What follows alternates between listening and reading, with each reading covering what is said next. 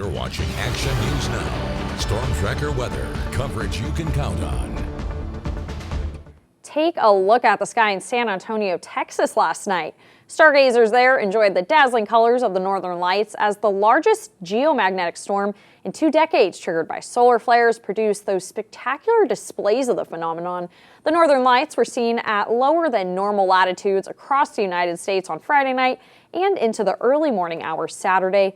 Patrick, the National Weather Service says the geomagnetic storm will continue through the weekend, so hopefully we'll have another chance to catch it. I know when we were out there last night, luckily it wasn't too cold, but we were pretty bummed to not see anything out there.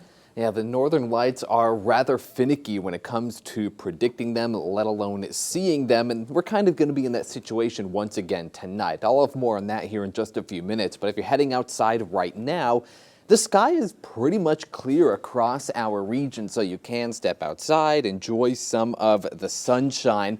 We do have a couple clouds in some areas. This is the view from the east at Los Molinos camera. Looking towards the west, we have a few fair weather cumulus clouds in the distance in the coastal mountains. That is about it. So get outside and enjoy things, preferably by a poolside or getting some ice cream tonight. It'll be warm but clear as we head into the evening hours. More heat on the way this week, and we may reach 100 degrees for some, which is the first time we'll see that this year and this season.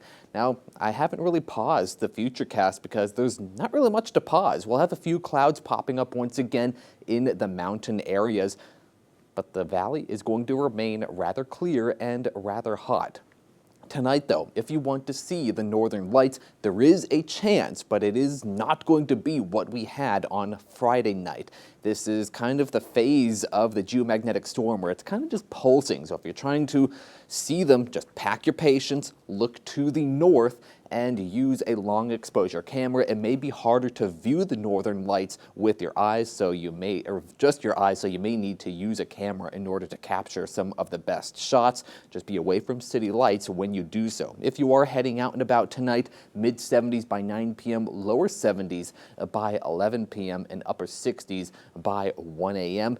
It's going to be one of those things where it could happen at any hour where you have a big uptick in activity, but then it could also die down pretty quickly. So it is going to be rather hit and miss and pretty sporadic and hard to predict, at least given significant notice. But for now, we are going to see things cooling off a little bit this evening. Upper 50s for the most part in the valley, lower 60s in some cases, depending where you are at, mid 40s in some of the higher elevations this evening. Highs tomorrow sitting in the lower 90s. Some cases it'll be a couple degrees cooler, given a system will be moving into our north. So that's something we'll pay attention to when it comes to Tuesday and Wednesday. That's when we'll see the biggest impact from this, because we may see some northerly winds in our area, and that'll really heat things up in conjunction with the ridge of high pressure building in for the west coast by Wednesday into Thursday, and eventually once again heading into the end of the work week. But it does weaken by Friday and into next weekend. For now, though, the hottest day will be on Wednesday. Windy conditions, a north wind,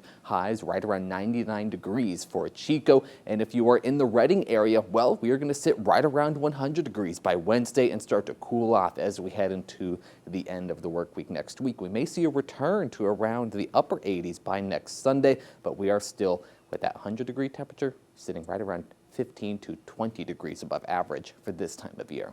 Quite the warm-up. All right, thanks, Patrick.